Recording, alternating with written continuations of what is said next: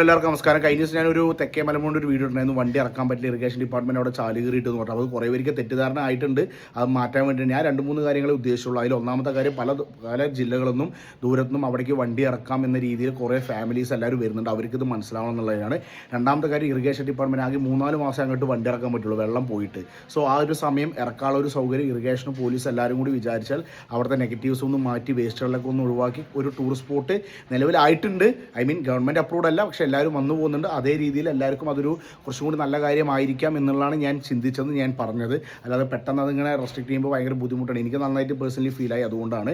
പിന്നെ അത് മാത്രമല്ല, നെഗറ്റീവ്സ് നമ്മൾ കേരളത്തിൽ ഓൾവേസ് എല്ലാവരുടെയും നെഗറ്റീവ് നടക്കുന്നുണ്ട്, എല്ലാ ടൂറിസ്റ്റ് സ്പോട്ടിലും. അപ്പോൾ അതുകൊണ്ട് അതൊക്കെ തടയാനാണ് നമ്മുടെ നിയമവും സർക്കാരും കാര്യങ്ങളൊക്കെ ഉള്ളത്. അത് അങ്ങനെ തടയുക. പിന്നെ അതേപോലെ വേസ്റ്റിൻ്റെ കാര്യം ഞാൻ കണ്ടതിൽ വഴിയിൽ നിർത്തുന്നവരാണ് വേസ്റ്റ് ഏറ്റവും കൂടുതൽ ഇടുന്നത്. അല്ലാണ്ട് അങ്ങോട്ട് ഇറങ്ങുന്നവർ വേസ്റ്റ് ഇടുന്നതായിട്ട് ഞാൻ ഇതുവരെ കണ്ടിട്ടില്ല. അപ്പോൾ കുടിവെള്ളം മാറ്റി നഷ്ടപ്പെടുത്താനോ മലിനമാക്കാനോ അല്ല ഞാനിതിട്ടത്. കാരണം മലമ്പുഴ വെള്ളം നമ്മുടെ പറള സൈഡുള്ള നമ്മളടക്കം എല്ലാവരും യൂസ് ചെയ്യുന്നതാണ്. അപ്പോൾ ആ ഒരു തെറ്റിദ്ധാരണ നിങ്ങൾ മാറ്റുക. പിന്നെ റീച്ചിന് വേണ്ടിയിട്ടൊക്കെ പറഞ്ഞു, ഈ ഒരു വീഡിയോ റീച്ച് കിട്ടിയിട്ട് എൻ്റെ കുടുംബം കാര്യങ്ങൾ സെറ്റിൽ ആവുന്നില്ല, മനസ്സിലായില്ലേ? ഞാനൊരു ഇൻഫോർമേറ്റീവായിട്ട് എല്ലാവർക്കും ഒന്ന് കാര്യങ്ങൾ അറിയാൻ വേണ്ടിയിട്ടാണ് ആ വീഡിയോ ഇട്ടത്. അപ്പോൾ ആ രീതിയിൽ എടുക്കുക. എല്ലാത്തിനെയും വലിച്ചഴച്ചിട്ട് ഒരു നെഗറ്റീവ് ആക്കാതെ മാക്സിമം ശ്രമിക്കുക.